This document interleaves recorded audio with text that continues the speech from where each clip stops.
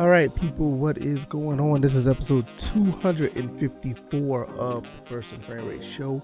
I am VF Baller, and I got a lot to talk about this episode, and I hope you guys stick around. It's a lot going on. A lot of surprising things are happening right now within the Atlanta Falcons organization, which a lot of people kind of saw coming, but based on the way that this season has turned out, very surprised that they're still hanging around.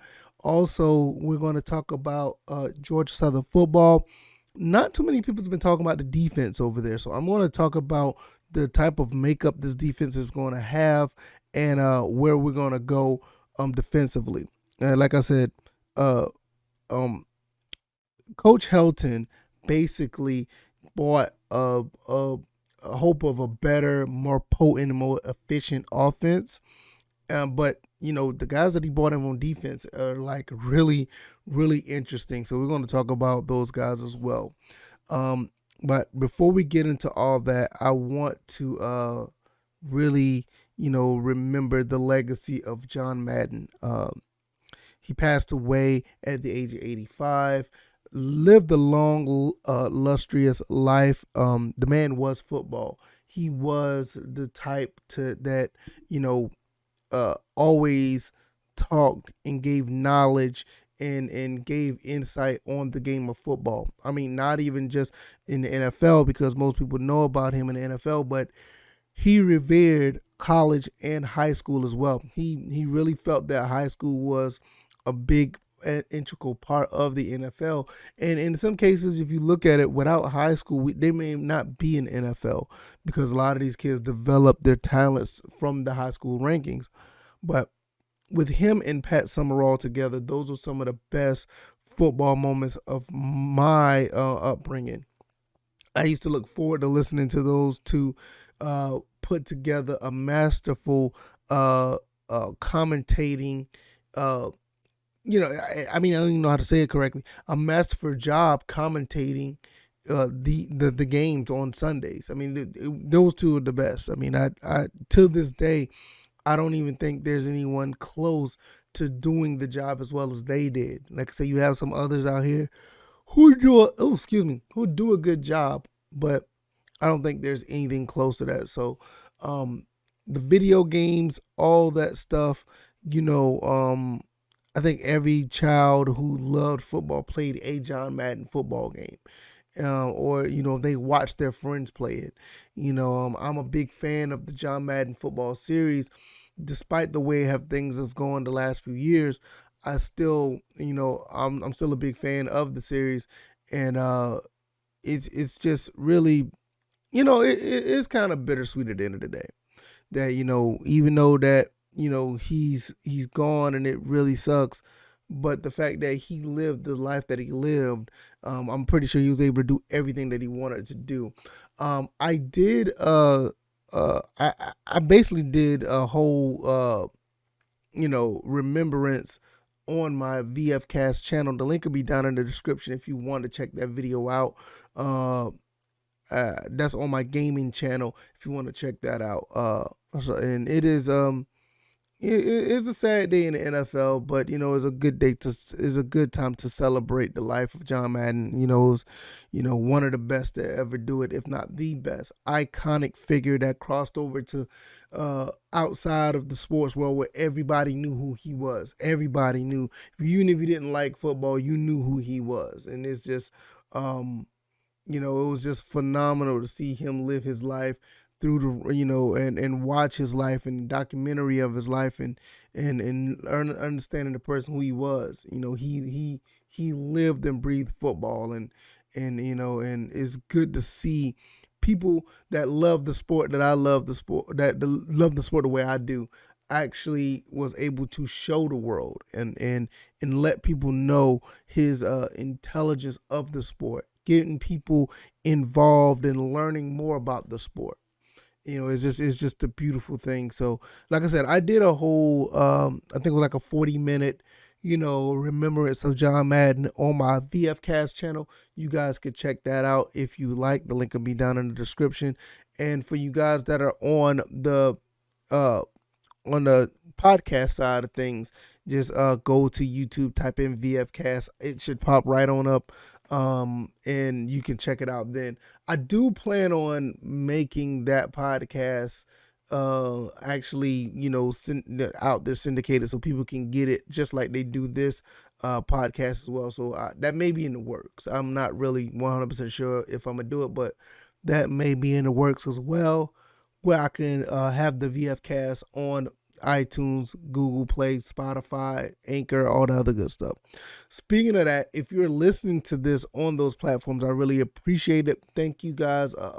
If you don't mind, give this a rating. Let people know what type of content I do. Share this. If you're on the YouTube side of things, hit the like button, share this video, subscribe to the channel if you haven't already.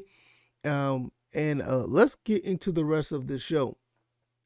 The Falcons, listen, the Falcons are actually looking at the playoffs. I've been looking at some of the press conferences, and there's a lot of coach speak and players speak where, you don't want to sound like you're tanking or whatever the case may be, or you don't want to sound like you're just giving up or whatever it is. The Falcons are 7-8 right now, which I did not think that they were going to be able to get anywhere close to this record after everything that's happened. The beginning of the season, I said they're going to be 9-8.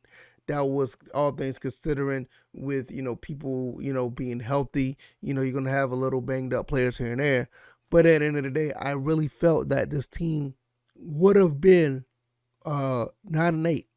So I sat here and I looked at everything the way it was, and you saw things start to fall apart.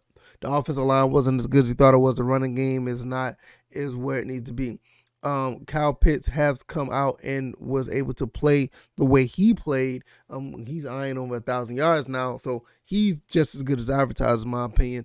But you look at some of the other draft picks, the Jalen Mayfields, the Richie Grants, the Darren Halls, Avery Williams, Taquan Graham. You don't hear too much about them. And you hear a little bit about, a lot about Jalen Mayfield because he's starting on the offensive line. Richie Grant, you heard a lot about him as well. And I think Avery Williams have done pretty good on special teams, so you have heard about him as well. But all the other ones, you don't hear much, so that's like 4 out of the 7 draft picks, which is not too bad. But I think a lot of people wanted to see them make a bigger impact, which I understand it. But when you're looking at a situation with rookies coming in, most rookies don't make that kind of impact. I mean, you even talking about some guys who were drafted in the top 10 this year and in years past of other teams just don't make an impact right away. You don't see that type of impact until like year 2. Until like year 2. And I mean, that's where you get the AJ Terrells come in. I mean, AJ Terrell it turned out to be pretty phenomenal. Deion Jones has done pretty good his rookie year, but once that second season came, you start to see these guys take off, or the case may be. Grady Jarrett's another one. I mean, he was a 5th round pick. You didn't see much out of him, but you slowly but surely started to see him come into his own. I mean, unless if you got some of these guys who were just overtly gifted that's going to be drafted in like the top 10, and they're like surefire picks, those are the ones that's going to like make an impact. Like you look at Matt Ryan, he made an impact immediately. Julio Jones immediately. A lot of these first round picks, I think Roddy Wright was a first round pick. He kind of got into his own in the later stages of his first rookie year, but he started to come his own later on. So most of these impact players that are rookies right away, you rarely see it. Like, look at Kyle Pitts. And in some cases, Kyle Pitts was in a situation where he had to step up because of the Calvin Ridleys of the world who stepped away from the game. And it's just a phenomenal job that he was able to do so. And he's doing a pretty good job. You don't see too much of that. And it's a good thing at the end of the day. And I love to see the fact that, overall, this team collectively is still pulling things together. Yeah, they may not be winning games against elite teams, but they're winning games that, quite frankly, they probably shouldn't win regardless.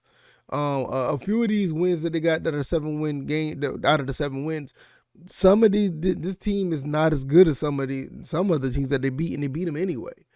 I mean, you look at the Dolphins right now; they're on a 7-game winning streak. I mean, I think we were able to beat them. I think we beat them. I'm not. Hold on. Let me go back and look. Let me go back and look before I start lying. Man, I can't even remember.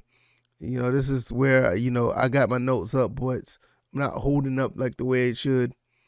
But yeah, I think they ended up beating them. I think it was 30-28 or something like that. Uh, Let me look and see. Let me look. Yeah, they won 30-28. So the Dolphins at the time were quote unquote a bad team, but they're the same team that are winning games now. So it is all about what teams you play and when you beat them at what time. So now they're going up against the Buffalo Bills. Yeah, they're going up to Buffalo, but I mean, the Bills have a hard time getting to the quarterback and stopping the run. Now, we're not good at running the ball either, but we'll see how that goes. And we're also playing the Saints, and we just saw the Saints get embarrassed by that same Miami Dolphins team. So we got a good chance to win out. We also have a good chance of making the playoffs if other teams falter. Do I think we'll make the playoffs? No, I don't think we'll make the playoffs. That's just my personal opinion. After losing the 49ers game, that game stuck with us, and it's going to stick with us for the rest of the season, where if we would have won that game, it would have been a totally different situation. But we're going to talk about the Falcons and Bills later on in the week, and we're really going to get into that as well. Also, I will be making an announcement. Probably, I might as well just say it now before I segue into the rest of the Atlanta Falcons stuff. There's going to be a change to this episode. I mean, if you watched the last video I did, definitely you would know.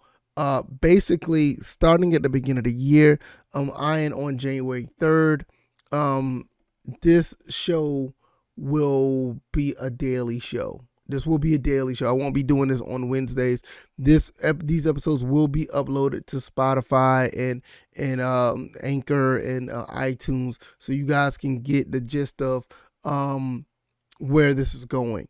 This is going to be a show that's going to be on every day, every morning around the same time, 9 o'clock every morning, where you can get this information. So if you want to, subscribe to the YouTube channel, or if you want to subscribe to the platforms on the podcast, you can do so, and you'll be able to get daily shows. Because I mean, I was doing First and Frame Rate minis. I was doing all the other daily stuff, like actual daily videos. I just decided to roll all that into one.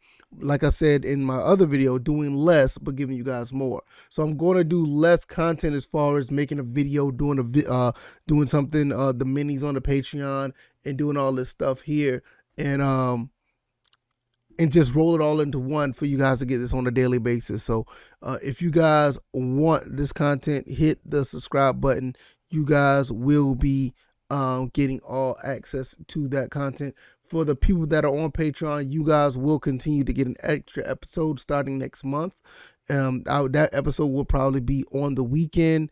The details of that are to come at a later time. So we'll see how that goes at that point. So that's how that's going to be. Looking at the Falcons eyeing the playoffs, once again, I'm actually surprised with this team. I think Coach Arthur Smith, done a pretty good job overall. I'm just really surprised with the way the things, honestly, we looking at this from the outside looking at it, look like everything is falling apart. But these guys are coming up every day like, yo, we got another chance to do something. And I'm actually, impressed. I'm very impressed. Doing what Coach Smith and company is doing with the talent that he has year one, this is nothing short of phenomenal in my opinion. I mean, this team won 4 games last year. They're on the verge of probably doubling that at the least. I think they're going to at least win one of these next 2 games. The Falcons play the Bills, and they play the Saints. I think they're more than capable of winning one of these games easily. So at the end of the day, I thought they were going to go 9-8. It looked like they're going to go 8-9, to doubling the total of wins. So when you do that, you double the total from 4 games to 8 games, and you have this staff of players on the field. once Arthur Smith gets a full season under his belt and actually be able to evaluate talent, get the guys that he really wants in, got a year of coaching under his belt, so he kind of got a feel of what it's like to be a head coach, getting that stuff together. Now you're looking at him in year 2. May I dare say, win 11 games next year? Win 12 games next year? Is it really? I know I'm looking far down the road, and we will definitely discuss this at a later time, but is it far-fetched to think that? Honestly, 4 wins with pretty much the same roster. 4 wins to 8 wins with pretty much the same roster. You get some more guys in here through free agency. You bring some of these guys back who played hard. Those guys get experience. You get a few more pieces that'll help out through free agency in the draft. I'm gonna be honest with you. I don't think 11 to 12 wins is. I don't think it's far fetched, but we'll talk about that at a different time. But like I said, I think these guys, the Atlanta Falcons, I think they're ascending instead of descending. I think what these guys have done are, this was a really good job by the coaching staff. Will there be any coaching changes? Maybe. I don't know. I'm just thinking about it, just being prepared. What may happen? You got to think about it. Dean Pease came out of retirement. Will he be up for it again next season? I don't want to, necessarily put it out there thinking that may happen, but I'm just looking at it from an ideal standpoint. It's not, it's not unrealistic to think that way, to be honest with you. If he didn't retire, if he wasn't in retirement before, I wouldn't say that, but a year, when people come out of retirement like that, you got to take things like that on a year by year basis. You just don't know. You know what I mean? You don't know what they may feel, especially with Dean Pease. He's at the age now where, like, look, I don't necessarily need to do this. I was retired at one point. I would hate to see it happen, but these are the things that, as a fan, I try to be prepared for, so I don't be blindsided and be thinking like, oh man, what's going on? So with everything in place right now and the moves that Arthur Smith and Dean Pease and everybody else trying to make, like I said, we have to look at everything on both sides. But right now, it looks like this team is primed to win double-digit wins next year. You make some moves, you get some things some guys in the trenches that are willing to push some people around. You get some guys who are willing to get open in the passing game to help Kyle Pitts and Russell Gage. You still continue to find ways to use Cordell Patterson the way that he's been used, and find more creative ways to have him more efficient so he don't have to do so much but still be as effective. Man, we're probably looking at a situation where this team could win that many games, but we'll talk about that down the road. Falcons, like, they're still looking at the playoffs picture. They're gonna need some help though. They're just gonna need help, and we're gonna see. They play the Bills on the 2nd of January. I will be doing the pre and post game outlook on that. So you guys be on the lookout for that as well. That's going to be a pretty tough task for them. The Saints and the Falcons game on January 9th, it's a rivalry game, and anything can happen. That looks like it's a win right now because the Saints don't have a quarterback, but it's a rivalry game. They played us tough in the Superdome a few weeks back, and we came back and won that game. They're coming to Mercedes-Benz, which is not necessarily an ideal place for the Falcons to win games, and it's a rivalry game, so we don't know what may happen. Hopefully they can win that game, but I have high confidence that they're going to win at least one of these 2 games. So that's basically how I feel about that, and let's see how the Falcons do. Before I go into the Georgia Southern stuff, I want to give you guys another heads up. The show is going to be a daily show starting January 3rd. You guys could check it out as far as being on YouTube on this channel. Also, if you're on iTunes, Spotify, Anchor, any other podcast platform that you like to use, check it out. I will be over there on a daily basis, so you can listen to this on your way to work, or when you get off of work, you can hear the updates I have on the Atlanta Falcons and Georgia Southern football. So this will be a daily show. Will this show be around the 25, 30-minute mark? I don't know yet. It just depends on how I do the content. It is yet to be determined. But 9 a.m. every morning, I plan on having this up for you guys to listen to Monday through Friday, basically. The weekend is going to be a situation where I may do an extra episode. I'll be doing the pre-post game show or whatever the case may be. But the extra episode is going to be for the Patreon members. If you guys decide to pledge on Patreon or whatever the case may be. And like I said, I may have other content over there as well as far as the weekends go. So check that out. Monday through Friday, starting 9 a.m. every morning.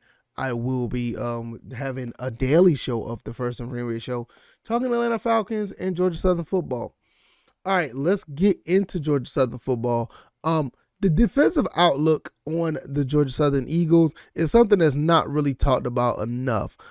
We did talk about Will Harris getting named. Well, he's named the defensive coordinator for Georgia Southern. I did a video about talking about Will Harris, knowing that he was the defensive back coach. I think he was the defensive back coach for the Washington Huskies, and he's done a very good job with the Washington Huskies, having them one of the most elite defenses in the country. Always, not even say always, but he was one of the guys that continued to develop defensive backs for the Washington Huskies. And, these guys have done a phenomenal job at keeping an elite defense.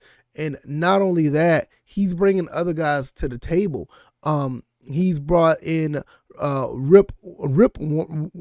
me see if I say this right.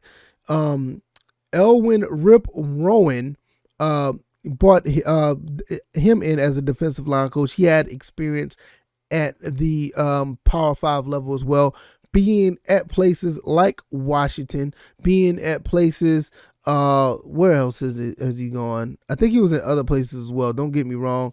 I don't want to be wrong, but it looks like mostly he was at Washington, so he was along with Will Harris. So he's bringing more guys with him. Like, basically, Georgia Southern is bringing the entire Washington defense with him. He's the defensive line coach, and once again, he was Washington continuously being one of the top programs in defense for Washington. So those guys are coming over. They just going to continue to bring up much more of the defense that they had there, bringing it here, and that's something that we really need. I think our front seven has already been pretty good, but to bring these guys along and bringing a guy like Will Harrison, him along with Kevin Whitley, bringing those two right there, I can't wait to see what those two can bring to the table. Their knowledge, like the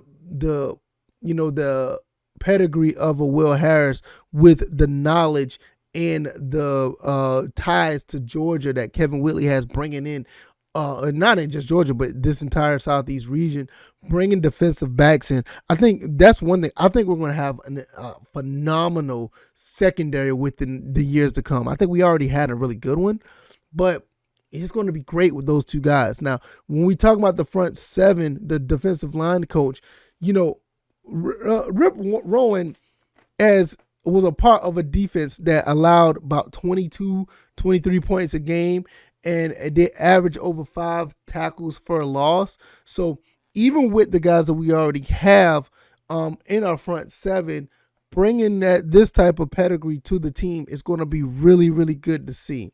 And with that type of pressure, you're going to get, good secondary play, because these two parts of the defense complement each other very well. If you get pressure on the quarterback, you can disrupt the running game. It's going to make the defense play a lot, or not defense, it's going to make the secondary play a lot better because either one or two things. They're not going to have to cover as much, or you're going to get some erratic passes where they can get turnovers out of. So those are the type of things you would want. Also at linebacker coach, who do we bring in the linebacker coach? Aaron Schwantz as linebacker coach. So this guy, he's the one that's been all over the place. Forgive me, I thought it was Rip, but he has multiple stops at Power 5 schools. He was a part of the LSU national championship team, which is really, really interesting as well. He's been I think he was with Midwestern State. He was with UTEP, and he was also a part of Wisconsin staff as assistant coaching outside linebackers. So he's been a lot of places. He's also played. I'm not saying he played. He also with Southeastern Louisiana, linebacker special teams coordinator. Like I said, he has a lot of experience. So now we're looking at the linebackers. You look at guys like Eldrick Robertson. You look at some of the guys that we're bringing in. I mean, we're bringing in some pretty good talent already on top of the guys that we already had at linebacker. So we're looking at a defense. This defense could be really, really good. Canteen's coming back. You still got a Mark Stampley who's been recruited. You got Ashton Whitner that is here. You got a couple of other guys that have been playing pretty good. Quinn Williams. The list can go down on and on. One guy, man, I hope we did get a tight end. We're getting a couple of tight ends that are going to be on the team.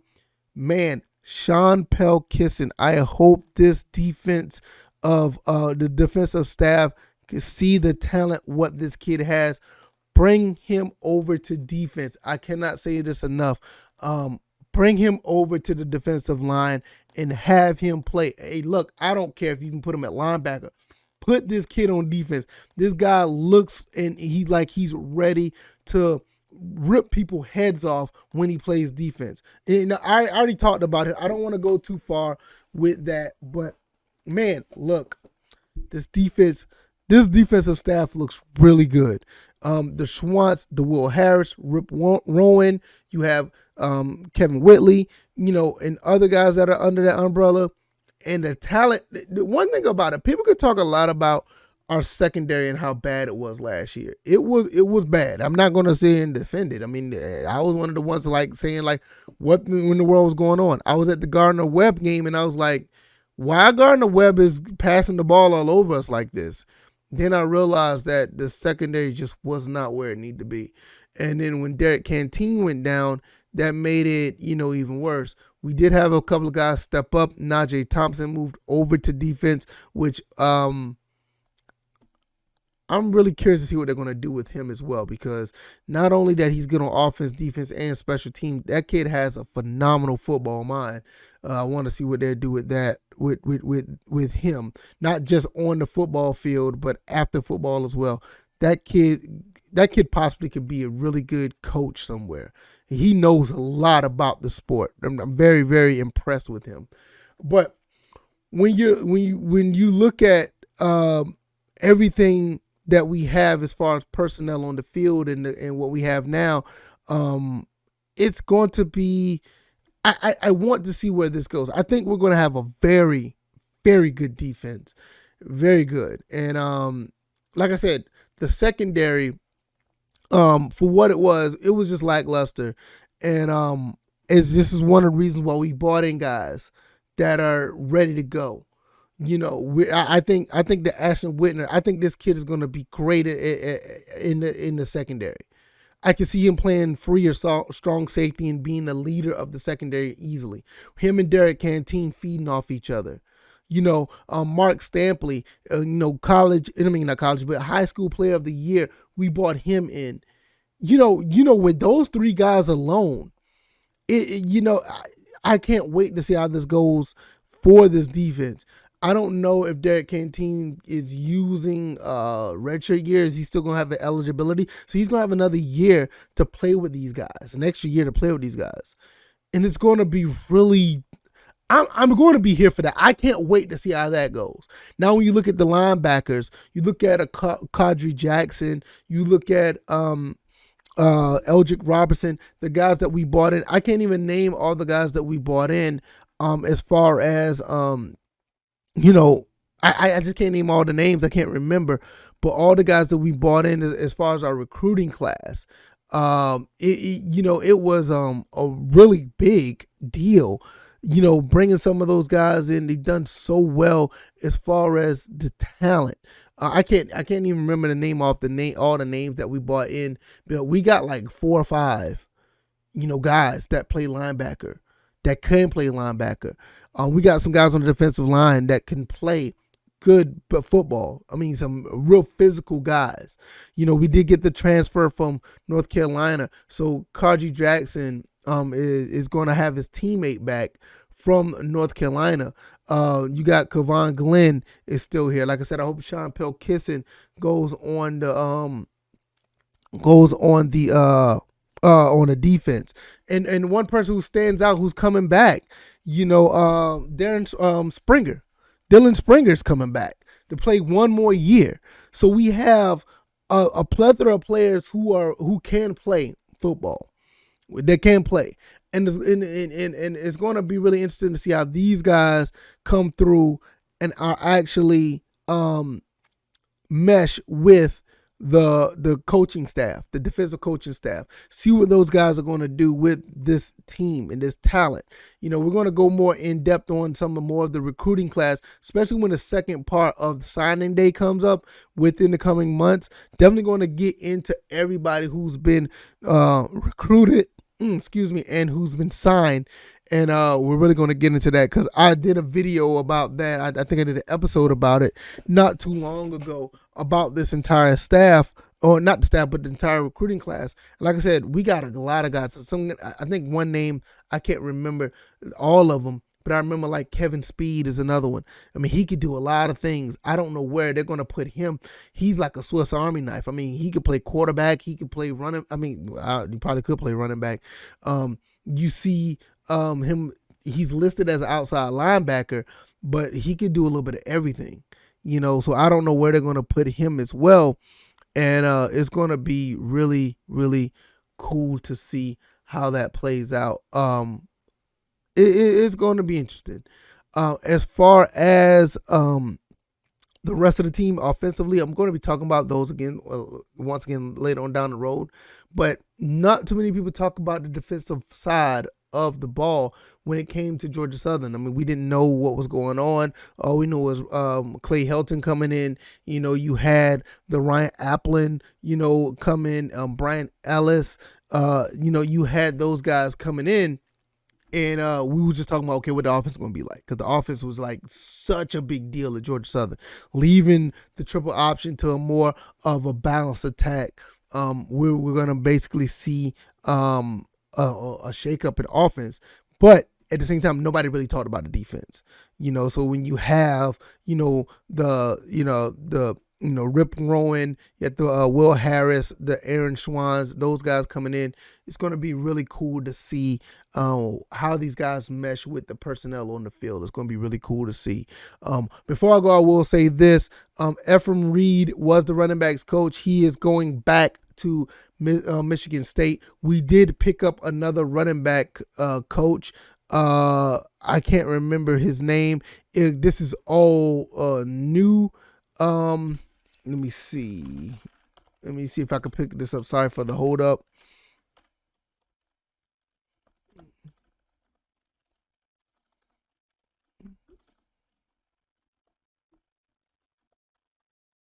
All right, let's see.